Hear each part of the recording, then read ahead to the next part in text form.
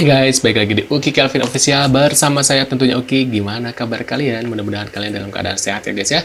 Seperti biasa, ini ada kelanjutan dari kasusnya Vina lagi ya guys ya. Cuma kayaknya kasusnya Vina semakin hari kayaknya makin redup ya.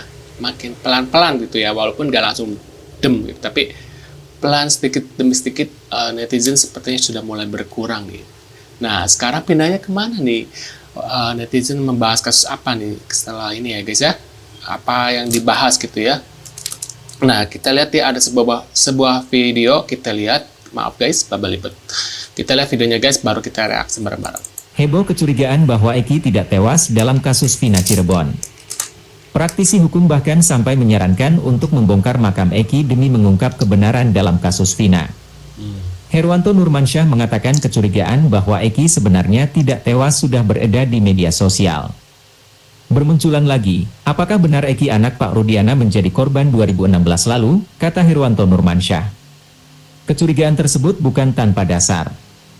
Menurutnya ada foto seseorang yang diklaim merupakan Eki.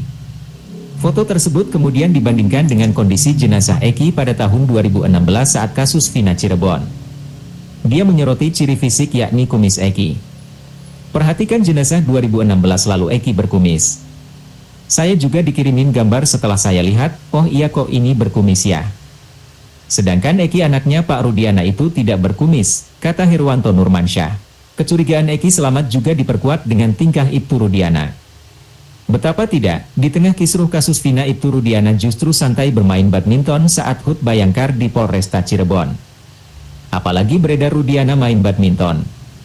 Alasannya butuh ketenangan tapi lucu sekarang dia bisa main badminton. Menambah keyakinan masyarakat apakah benar sebagai orang tua bisa setenan itu dan diam 1000 bahasa, kata Herwanto Nurmansyah. Kecurigaan Eki masih hidup juga diperkuat dengan kesaksian Linda. Linda selama ini mengaku sering kesurupan arwah Vina. Meski akrab dengan arwah Vina, namun Linda justru bingung karena tak pernah melihat Eki di alam gaib.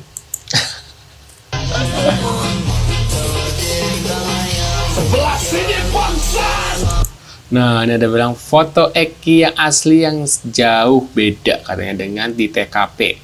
Kejadian ada tak beres dengan ini guys katanya. Kasih paham suhu katanya gitu guys. Ini ada mirip nggak wajahnya sama Eki ya. Nah, agak kurang jelas sih karena dari jauh guys. Ini kita lihat video yang lain. Nah, ada yang bilang ini si Eki dan sebelahnya itu cewek yang ada saat kejadian. Ini kita lihat lagi yang video yang lain. Nah ini juga sama, ini orangnya sama nih. Apakah emang mereka Eki atau bukan? Tapi kalau misalnya Eki nggak mungkin muncul di publik sih guys, pasti akan sembunyi ya. Nggak mungkin belak-belakan seperti ini gitu. Nah orang mencurigai adalah ini guys fotonya, kalian bisa lihat ya. Tuh lihat. Tuh. Apakah ada kemiripan dengan cewek yang tadi guys? Kalian bisa tulis kolom komentar ya. Ini ada sebuah video lagi. Itu tidak tahu, tinggal silakan ke sini. Nah iya, saya kan kita mau datang ke sini bukan hanya sekedar bersilat, ini bukan hanya sekedar mau melihat, tapi tentu kan kita juga mau ziarah. Iya. Gitu. Boleh, saya izinin ziarah, cuma jangan ngambil video. Oh, kalau ngambil Silakan.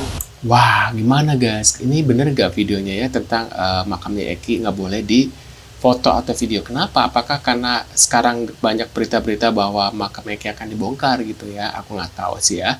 Nah, ini ada sebuah video lagi kita lihat. DPU Dani dan Andi itu dihilangkan oleh Polda Jabar ya. Sementara Peggy sekarang divonis bebas gitu.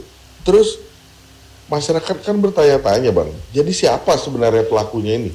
Nah, ini jadi tanda tanya yang besar. Berarti ada penyelidikan yang tidak disisir secara detail. Karena tidak disisir secara detail, berarti tidak terang. Kenapa tidak terang? Ada yang digelapkan, ada yang disembunyikan. Gitu loh. Sesuatu yang digelapkan atau disembunyikan, berarti kan dari awal ada yang disengaja. Iya. Ingin menutupi sesuatu, melindungi sesuatu, atau tidak mau diungkap oleh sesuatu, gitu loh. Maka solusinya adalah polisi harus menarik ulang ke TKP ini, penyelidikan ulang, ya cross check. Jangan-jangan ada saksi yang sebenarnya tahu, tapi tidak dimintai keterangan. Ya sisir nih, mulai nih dari TKP kembali, ke rumah sakit kembali, CCTV kembali, persesuaian plat kendaraan motor itu coba susur. Masa nggak tahu nih ini motor siapa, milik siapa, nomor mesin siapa, bahkan dalam berkas itu ada nomor polisi, kendaraan sepeda motor yang tidak ada nomor polisi. Ini kenapa? Kenapa tidak terungkap nih? Terus dari handphonenya, percakapan itu apa yang bisa ada komunikasi apa? Mereka kan menyita handphone para pelaku. Nah, itu di situ ada obrolan apa? Secara diduga katanya sudah direncanakan 3 minggu atau 1 bulan sebelumnya. Nah, ini kenapa tidak terungkap oleh kepolisian? Ini yang harus dilakukan, penyelidikan harus dari awal, Bang Bayu. Benar, harus dari awal Hingga sih. hasil tes DNA tersebut membuat Peggy Cianjur bebas dari bayang-bayang pemeriksaan polisi. Serta bagaimanakah pula para praktisi hukum menyikapi hasil tes DNA Peggy Cianjur? Hasilnya kemarin katanya 99,9999 cocok, gitu, artinya dia anak dari pasangan Pak Cecep dan istrinya. Nah, tetapi bukan berarti artinya kecurigaan orang kan masih ada nih. Nah, tapi memang saya mengatakan dari awal, walaupun apapun hasil tes DNA itu kan bukan berarti juga dia bukan anaknya mantan bupati, terus dia bukan pelakunya, bukan itu kan. Jadi yang diributkan ini bahwa bukan pelakunya, bukan. Jadi andai kata pihak Polda atau pihak penyidik mau melakukan penyelidikan dan penyidikan, ya masih boleh. Tinggal dicek sekali lagi, mestinya ada netral gitu. Misalnya rumah sakit yang berbeda supaya ada pembanding. Apakah di rumah sakit yang baru itu Peggy Cianjur tetap anaknya misalnya Pak Cecep misalnya. Kemudian apakah anak orang lain juga. Jadi yang dites itu bukan melulu subjeknya, Peggy-nya saja. Yang dites itu harusnya 2, Peggy dan orang tuanya. Ini kan orang tuanya dugaannya adalah Pak Cecep atau mantan dari pejabat di Kabupaten Cirebon. Nah, pertanyaannya, pejabat di Kabupaten Cirebon tadi dites DNA nggak? Untuk mencocokkan gitu loh, gen dari Peggy Cianjur tersebut. Atau tidak? Kalau tidak, gimana mau membandingkannya bahwa Peggy Cianjur ini bukan anaknya pejabat di Kabupaten Cirebon? Nah, menurut kalian gimana nih? Apakah ada kecurigaan untuk ini guys hasilnya kan? Apalagi sekarang kubu dari Bu Widya dengan kubu dengan Kang Deddy Mulyadi ini kan sekarang jadi terbelah 2 ya dengan kasusnya ini ya. Dengan hasil tes DNA ini akhirnya kan terbelah jadi 2 nih guys ya. Nah, kan jadi bingung nih ya, bising kan, 7 keliling. Takut karena ada orang-orang anggota polisi yang pakai yang namanya masker, pakai tutup muka sampai ke leher, hanya biji mata doang itu yang kelihatan, tidak bisa kelihatan oleh penyidik gitu sama orang lain gitu. Ya nggak bisa, kebohongan itu akan hancur dengan kebenaran suatu saat. Akan saya up kembali. Nah, menurut kalian gimana nih guys ya? Bupati Cianjur, mohon dibawa data yang otentik yang menunjukkan ini adalah Bupati Pak Cecep.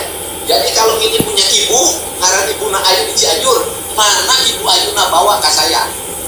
Bawa ke saya. Kalau ini Anda bisa menemukan ini adalah anaknya Bupati Cirebon, berasal dari istri dia ketika lagi dinas di Bogor atau di Bandung. Ini adalah sopirnya, namanya Ibu Ayu.